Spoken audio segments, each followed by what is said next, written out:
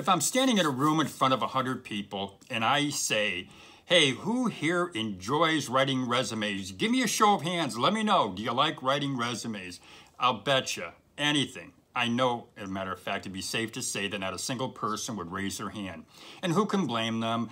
Writing resumes is definitely difficult. It's challenging. It's not fun. And if you haven't written a resume in a long time, it can really be daunting. Well, listen, in this video, what I'm going to do is I'm going to share with you some tips. I'm going to tell you how to write the perfect resume. And that, my friends, that's up next right here on Over 50 TV.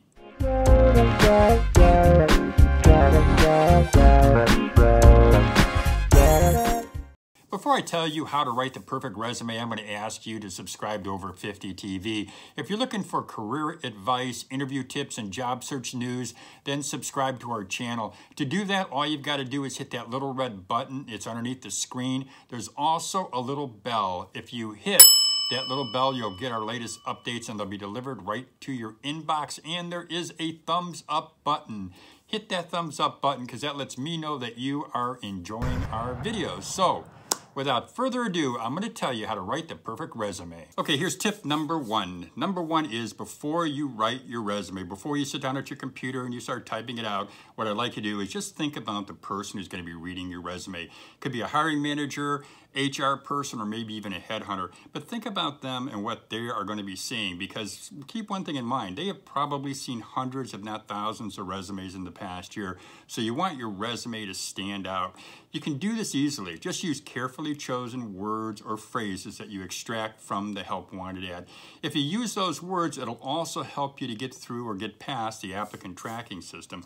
What you'll do is you'll make sure that when your hiring manager, when the person looking at your resume sees it, that they know that you are applying for that particular position and that they have a good idea that you qualify for the position because, again, you're using keywords in your resume. So be sure that you do that. Remember something, you're controlling the narrative. When I published a chain of business-to-business publications, I made sure that all of my writers wrote for the audience. I made sure that they wrote for the people who are reading our publication, our business-to-business magazines. We always wanted to do that because we knew if we were writing for the audience, we'd be able to quickly grab their attention. We'd give them headlines, we'd give them stories that they wanted to read and wanted to know about. Same thing is true with your resume. You are giving the HR manager information about you, you're telling them about you, you're controlling the narrative, and you're letting them know that you are someone who's qualified for the position.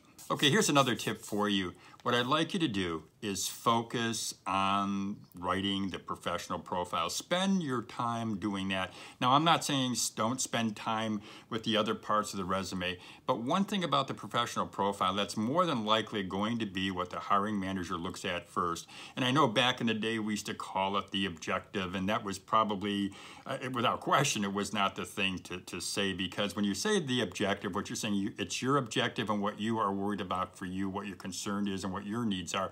You're not looking at what the needs are for the company. So on the professional profile, what you want to do is you want to list some major accomplishments that you've had, and those accomplishments should and really must align with the needs in the Help Wanted ad, what they're looking for. But again, go back to the professional profile. How I would start it out, I would just say, this is what my qualifications are. This is my background. I'm an accountant. I have 10 years experience as an accountant. I have done this, this, and this. And that is basically a summary of what your professional profile would look at if you were an accountant. But the point being is you list your title, what your job duty was, and then some major accomplishments, and make sure that those major accomplishments align with the job. Now, when you highlight your accomplishments, what you're doing is you are saying that you did something, and then you're providing evidence that you did it. Usually what you'll do is you'll use percentages, you'll use numbers or dollar amounts to say that. And let me give you a good example. I'm going to read something here to you. Instead of just saying, managed a 20-person sales department, you could say something like, I manage a 20-person sales department. During my time, we increased our quarterly sales by 25%. We accomplished this by creating and implementing a sales training and mentorship program that quickly was adopted by other company divisions. So as you can see, what we've done is we have listed or made a statement. The statement being managed a 20-person sales department. But we did way more than that. What we did is we put basically a narrative together. We kind of humanized the statement. What we said is, this is what we did, and this is the results of what we did. And it's very simple, but it really goes a long way when a hiring manager looks at that, because what they're looking at is they're looking at some numbers, they're looking at some statistics, and then what they're saying is, hey, this person here's got some great qualifications. And you're underscoring those qualifications with this next tip. This tip being, use bullet points to offer more information. So underneath that mini narrative, underneath that, what you're going to do is list specific things that you've done at the company, specific job duties or responsibilities. And again, when you use bullet points, what it does, it just makes it easier for the hiring manager to read. But then again, it also separates it. It also makes it very clear, and it also highlights what your accomplishments are.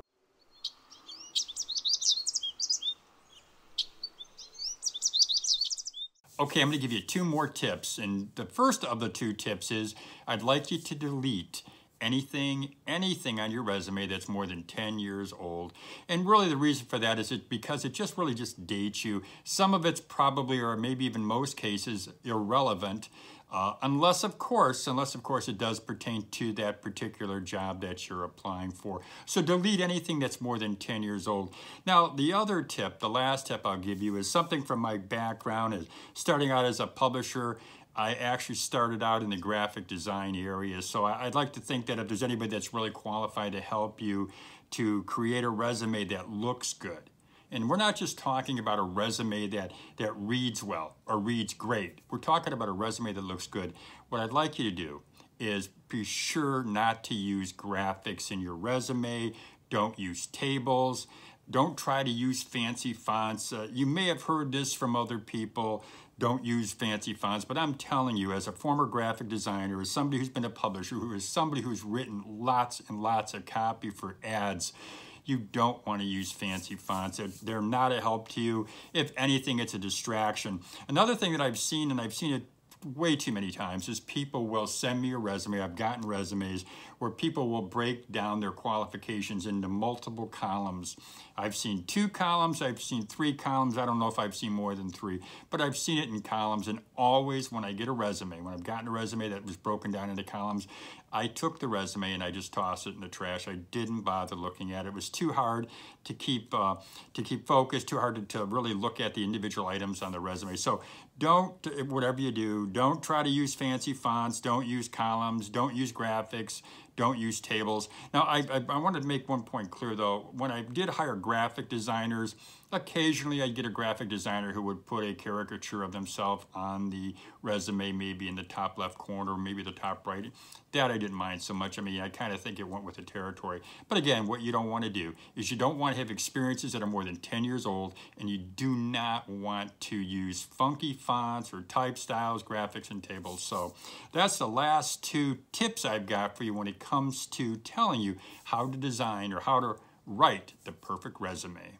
So if you're looking for career advice, if you're looking for job search news, if you're looking for interview tips, then please go ahead and subscribe to Over 50 TV. To do that, all you have to do is hit that little subscribe button. It's underneath the screen. There is a little bell. If you hit that little bell, you'll get our latest updates and they'll be delivered right to your inbox. And there is a thumbs up button. Hit the thumbs up button because that lets me know that you're enjoying our videos. And at this point, we're producing about 2 to 3 videos a week. So I hope you enjoy the videos. And as I always say, have a great day, everybody.